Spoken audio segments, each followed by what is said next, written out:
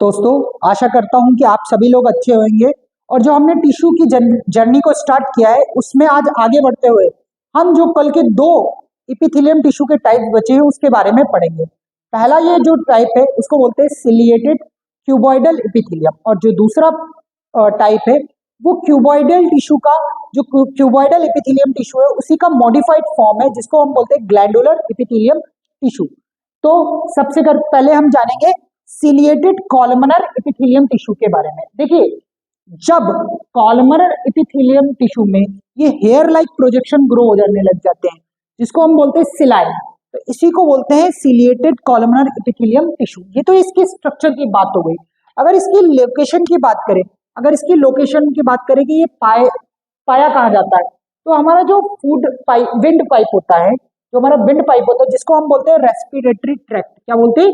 Respiratory tract, जहां से exchange होता है जो गैसेस होती है, O2 को हम इनहेल करते हैं और CO2 को बाहर निकालते हैं, उस पाइप को हम बोलते हैं विंड पाइप।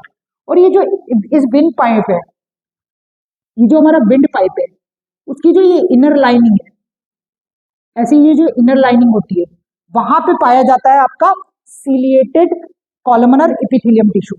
अगर अब बात करी जाए इसके फंक्शन की, तो देखिए क्या होता है कि हमारे जो विंड पाइप में म्यूकस जमा हो जाता है, उस म्यूकस को आगे पुश करने के लिए का काम कौन करता है? ये सीलिया, ये जो हेयर, ये लगातार ऐसे मूवमेंट करते रहते हैं, जिसके कारण ये क्या करते हैं, इस मूवमेंट के कारण ये म्यूकस को आगे पुश फॉरवर्ड करते हैं ताकि वो जो गैसेस है उनका पैसेज क्या हो जाए, क्लियर हो जाए।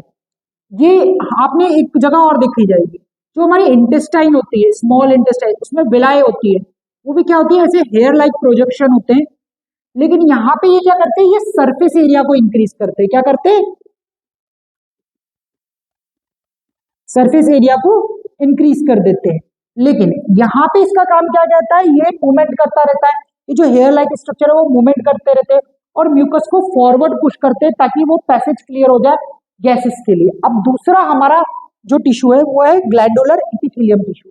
ये मॉडिफाइड फॉर्म होता है क्यूबॉइडल एपिथेलियम टिश्यू का। और जब ये क्यूबॉइडल एपिथेलियम टिश्यू हमारी ग्लैंड्स में पाए जाए, अब ये ग्लैंड्स क्या होती है? देखिए, ग्लैंड्स जो होती है उसका बॉडी में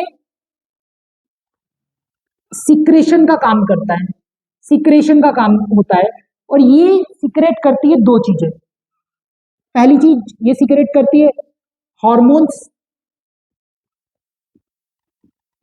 और दूसरी चीज ये सिक्रेट करती है एंजाइम्स को। किसको सिक्रेट करती है? एंजाइम्स को।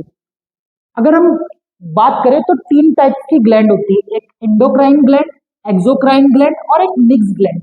इसके बारे में हम आने वाले चैप्टर्स में जब ग्लैंड्स के बारे में पढ़ेंगे तब जानेंगे। अगर वही बात करें, ये इनके अंदर जो सेल होती है उनके अंदर वेसिकल्स होते हैं। सेल के अंदर जो वेसिकल्स होते हैं उसके अंदर सिक्रेटरी मटेरियल भरा होता है। क्या वो भरा होता है?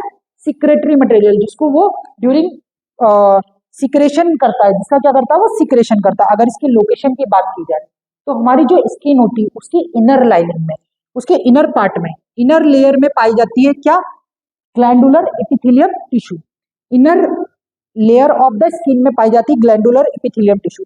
अगर लोकेशन, इसके फंक्शंस की बात की जाए तो देखिए, जो हमारा स्वेट निकलता है, जो हमारी स्किन में ऑयल है और जो हमारा म्यूकस निकलता है, जिसको हम कई बार कफ भी बोल देते हैं, जो म्यूकस निकलता है उसका सबका सिक्रेशन का काम किसका होता है? ग्लैंडुलर एपिथेलियम टिश्यू का।